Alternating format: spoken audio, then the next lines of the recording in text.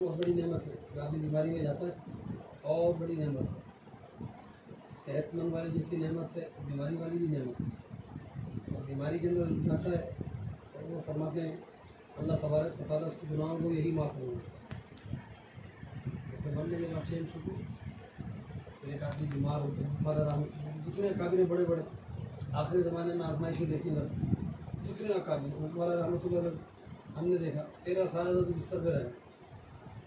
کچھ کھانا نہیں، کچھ پینا نہیں، بڑی مشکل سے غذا دی جا رہی تھی۔ 13 سال 40 میر صاحب رحمۃ اللہ علیہ کو کئی سال ڈائلسس رہا، کئی سال، لیکن میں نے ڈائلسس کے دوران بھی دیکھا جیسے ہی فارغ ہوئے بیڈ پر لیٹے ہوئے تھے، سیدھے ہوئے خادم نے تکیہ لگایا، آج کل بیڈ آ رہے ہیں سیدھے کرنے کے، ایک لگانے کی بھی آئی، ایسے خادم نے قرآن پاک ایسے رکھا ہوا تھا، حضرت کے پیر ایسے تھے، ہاتھ ایسے تھے، میر صاحب رحمۃ اللہ ہاتھ ایسے تلاوت فرمایا، تلاوت میر صاحب باقی سے قرآن کے نہیں تھے لیکن تلاوت کا بھی ناغہ نہیں۔ میں حیران تھا کس طرح مجھے بلایا، مشورہ کرنا تھا مجھے اندر جیسے بلایا، میں نے دیکھا چشمہ لگایا ہوا اور پیر ایسے بلایا، میں ہاتھ ایسے اس تلاوت سے اپنا کام بھی خود ہاتھ سے نہیں کر سکتے تھے، اتنی معذوری تھی، پیروں میں بڑے بڑے سوراخ تھے۔ میں نے جب پیر دیکھا تو یا اللہ نہیں دیکھا جاتا، اتنے موٹے موٹے سوراخ کہ آپ انگلی ڈالیں تو اندر چلی جائے۔ اتنی تکلیفوں میں رہ کر حضرت کتابیں لکھی، کام کیا، دین کو نہیں چھوڑا، نماز نہیں چھوڑی۔ ہاں ان کی بزرگوں پر آخری زمانے میں سیارات آ جاتے تو سونے کو سونے دے، اٹھاؤ نہیں، تکلیف ہوگی، جب اٹھیں گے نماز پڑھ لیں، بیمار آدمی اور پھر بزرگی جو ہے اس درجے کی ہو کہ اکیلا بغیر سارے کے کھڑا نہ ہو سکتا، مطلب یہی ہے سونے جو ہے کئی گھنٹے نیند نہیں آتی،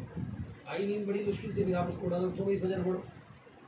تکلیف والی بات ہے، منع فرماتے بیچارے کو سارا دن نیند نہیں آتی،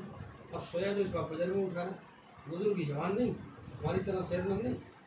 بڑی عمر کا آدمی جس کی زندگی دین پر گزری اس کو نہیں اٹھانا چاہیے، اس کو سونے دو، وہ بیدار ہونے کے بعد نیند پوری کرنے کے بعد بڑے بڑے کام کر لیں گے، بہت اوپر پہنچ جائے گا، ہماری بدگمانی کرے گا ہمارا۔ اور جس دن ایسی طبیعت ہوتی تھی واقعی تو ڈائلسس نہیں کرتا تھا، پھر فجر کے بعد پھر فون آیا کہ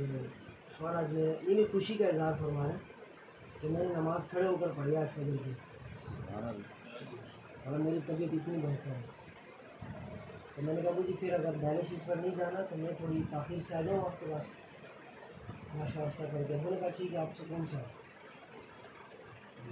گھنٹہ گزرا، میں ناشتہ کرنے کے لیے گھر والوں نے ناشتہ سامنے لا کے رکھا، فوراً ابو کا کال، میں نے کھایا تو ابو کو سانس چل رہا کہ میری جلدی آؤ، میری طبیعت خراب ہو گئی۔ تو گھر پہ پہنچا، میں نے کیا ہوا، میرا پتہ نہیں کیا ہوا، ناشتہ بھی میں نے اچھا کیا اور میں نابی بھی نہا کے آیا، یہ باتیں بتائیں، انہیں خود ہی غسل کر کے آئے اور ناشتہ کیا، کہنے لگے کہ بس میری ڈائلسس کا مسئلہ ہو رہا ہے، مجھے جلدی ڈائلسس کا مسئلہ ہے۔ میں نے کہا چلو ٹھیک ہے، مشین وغیرہ چونکہ ابو کی میں تیار کرتا تھا، میں ہاسپٹل گیا، میں نے جا کے مشینیں تیار کی، پیچھے سے بھائی والوں کا فون آیا کہ جی وہ ابو بے ہوش ہو گئے۔ میں جلدی واپس گھر پہ آیا، ابو کو میں نے ایسے گردی کے اندر میں نے ایسے کیا، تھوڑا سا ایسے روکے، کہنے لگے بیٹا میرا وقت پورا ہو گیا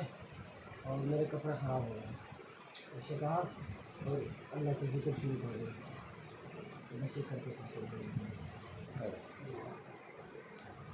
صرف اور صرف 15 سے 20 منٹ کے اندر اندر یہ کہانی ہے۔